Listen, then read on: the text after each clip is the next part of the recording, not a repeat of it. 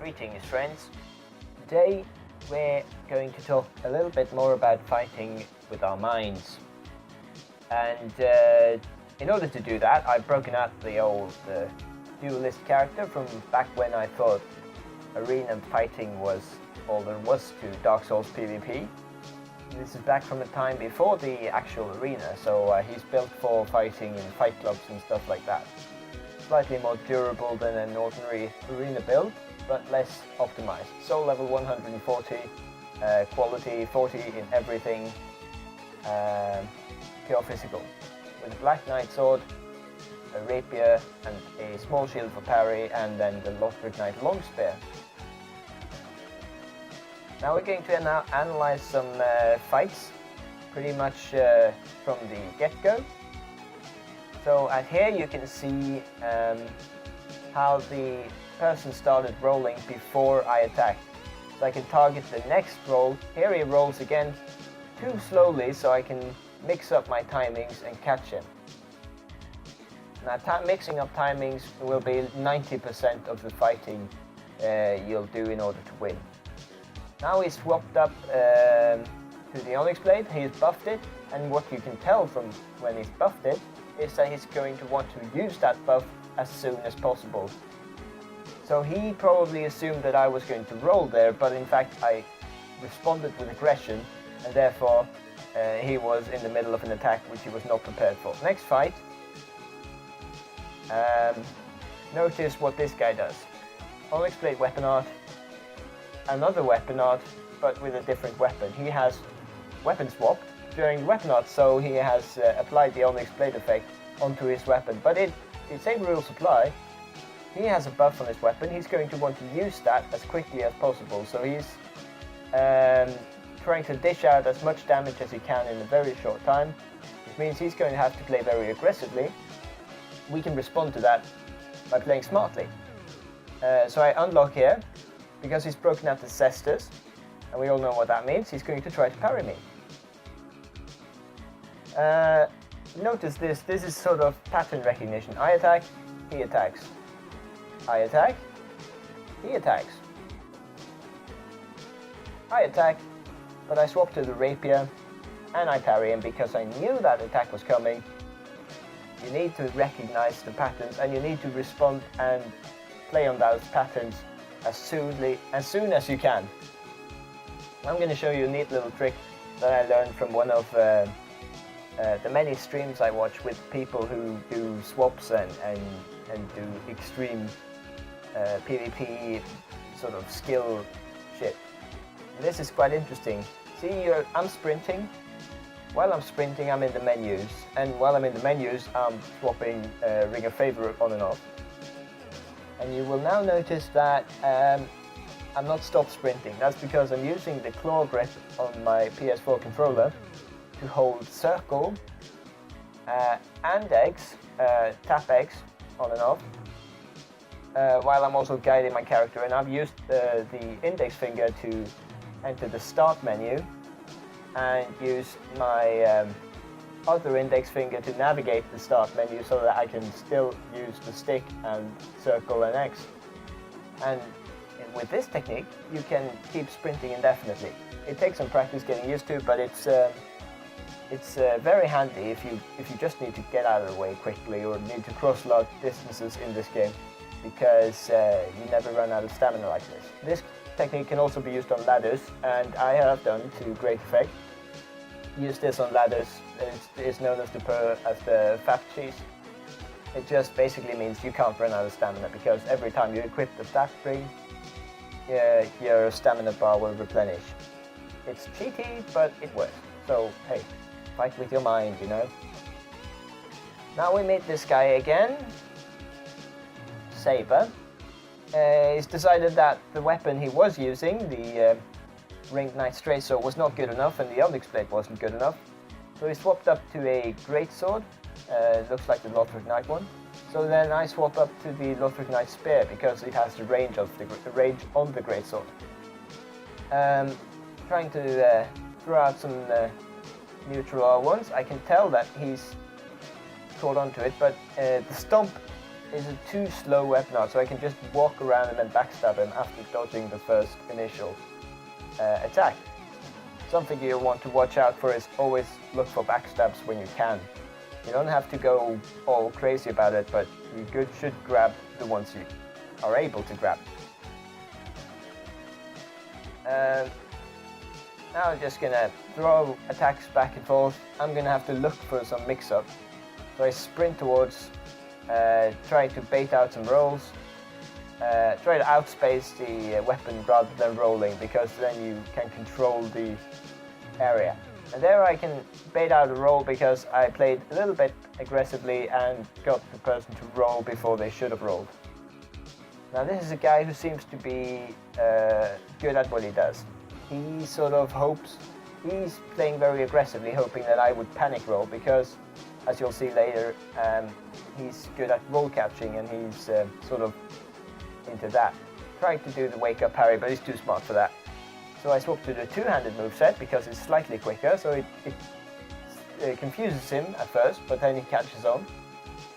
Now he's caught on and he can roll every attack I do pretty much, or outspace it, and I can't really get in on him because those weapons he's using is, no, they're really quick.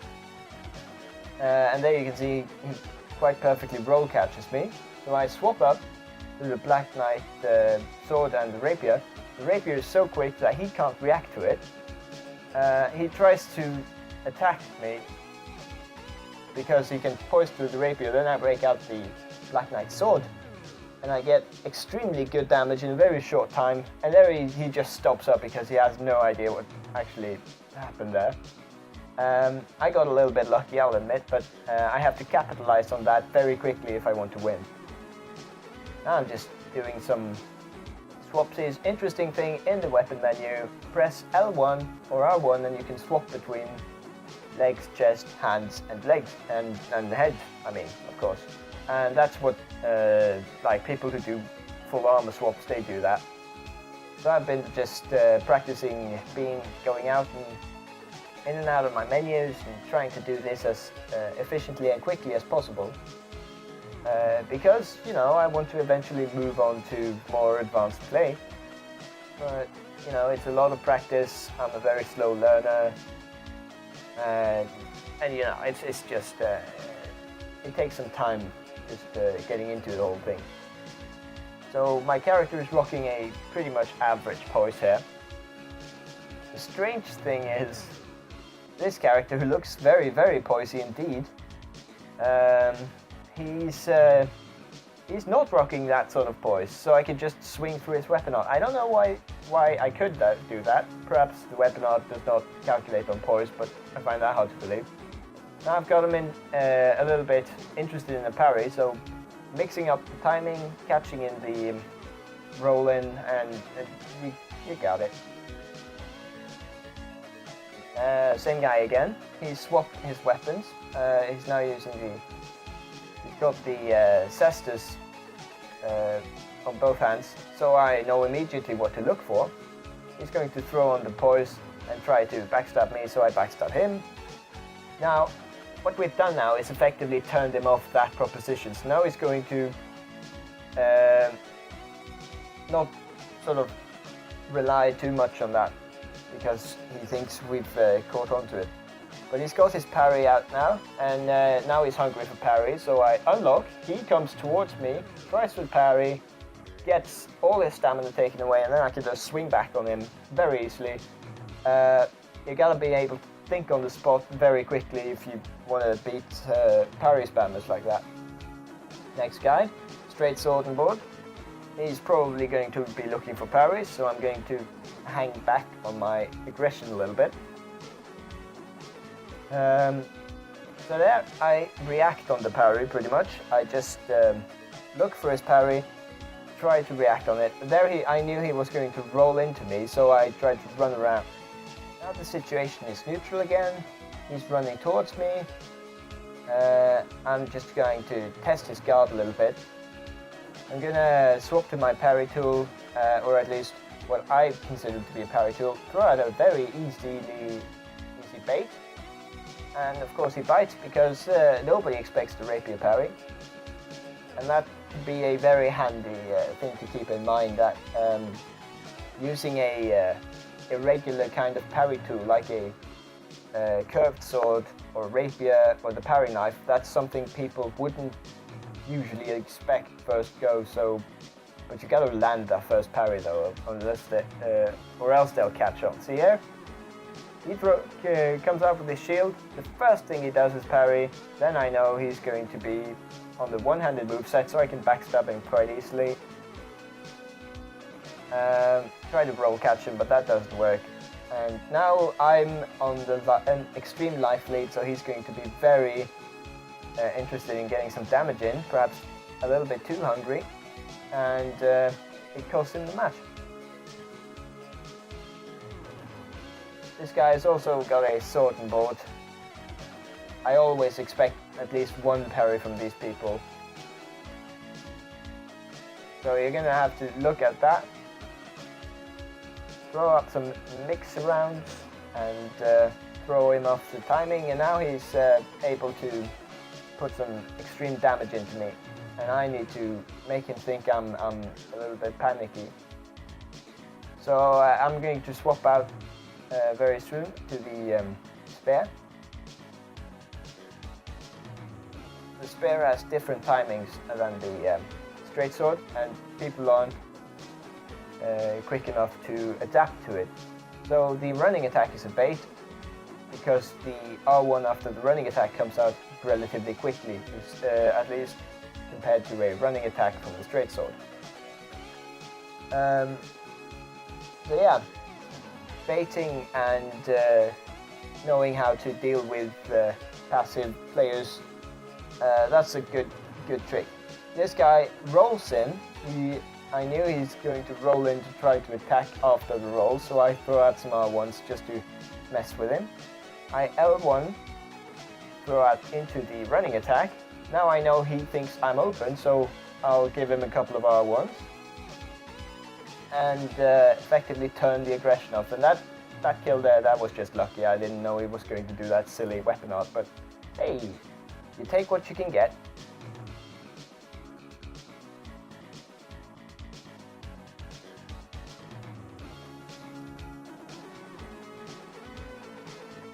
Now what sort of information do we have here? The first information we have is, this is the Frida side, the magic build, doing the weapon art. I'm going to have the parry shield out in case that weapon art comes out again. I can catch that roll quite easily because it's not a reaction roll on me, it's just an anticipation roll. The R2 into the bait, it's scarily efficient sometimes. All you need to do is put yourself in a position where they think you're locked in an animation where you're actually not locked in an animation. And that really just destroys all kind of match, so it just breaks everything. Now, good old Ninja Man here is very aggressive. You see another example of us locking ourselves into an animation so he thinks it's safe to attack. I can respond to his Oni Slayer with a setup parry, because obviously the Oni Slayer does almost no stamina damage. Most of the attack is just stagger, which shields are very effective against. Another bait, and another attack, and another bait, and here comes the attack, parry it, and we've got the match again. See, that's very, very quick pattern recognition, which is very handy for these one-on-ones.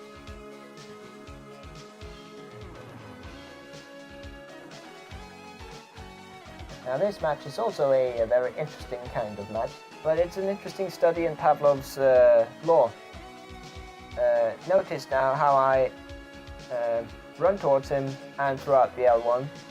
He responds with the weapon art, and I noticed that I can run quite close to the weapon art without being hurt. So we're going to try that again. We're going to sprint towards him, L1, and he's already on the weapon art, but this time we're followed quite closely behind him. and he was trying to follow up with the R2 like the last time. I throw out the running attack bait, which is another great bait for a R1 because the R1 has such great range. You can just, the running attack takes you so far beyond the enemy, and the R1 just closes the gap very quickly, so it's quite scary.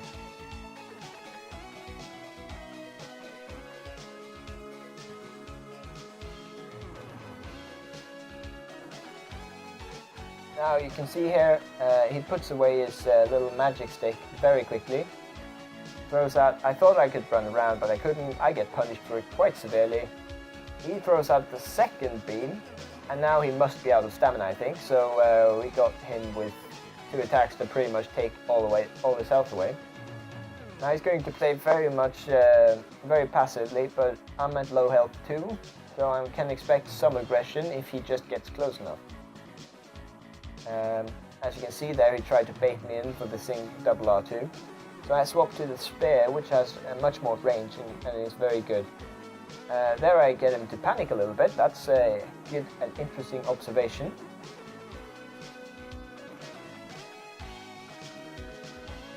Throughout the running attack, he dodges the running attack, but now he's so close, I know he's going to respond with aggression. There I thought I'd already won, but it turns out he's got the tears. So now he's panicking. We catch his panic rolls, because catching panic rolls is a very easy task, and you should be able to do that quite consistently. This is a curious matchup, but you think this is probably some sort of noob, because look, he's fat rolling, ha ha ha ha, look that, yeah, fat rolling. Well, he's fat rolling right now, yes, and we're punishing him for it, because that's funny, haha, and but look at his rolls now. Now he's not fat rolling. So it was quick enough to go into the menu, change up his setup, and punish us for being too aggressive. So I'm going to throw out some rapiers here, because momentum attacking beyond the weapon art is good, because the weapon art has relatively poor tracking. So now we got him down very low. Trying to bait him in here for some parries, but I couldn't. I managed to get his tears off, but he won't respond to any of the parries, and we have to be a little bit clever about it. Throws out the weapon art. It's an interesting move. And now I see he's being very passive. I think he's going to just be running away for a little bit here, so check the gap closing on the weapon art here. See how we accelerate and catch him very quickly indeed. The Lothric Knight Longspur is really good for this.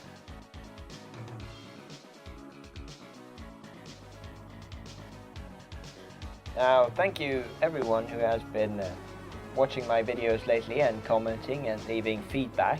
It's been very helpful for me, and also quite enjoyable to keep up with you. There will be more videos quite soonish. I'm working on editing 3 or 4 different videos right now, but just now I'd just like to say thank you for staying with me. I've got a new graphics card up, so it's much easier for me to record now. It's GTX 970, so that means at one point in the future, probably not immediately in the future, but at some point there might be, a stream or two, or something along those lines. I've at least had, I have a lot more capacity to do gaming things on my PC now, so that's going to be exciting. And just want to say keep an eye on my channel, and more will come quite soon. Thanks for watching, and goodbye.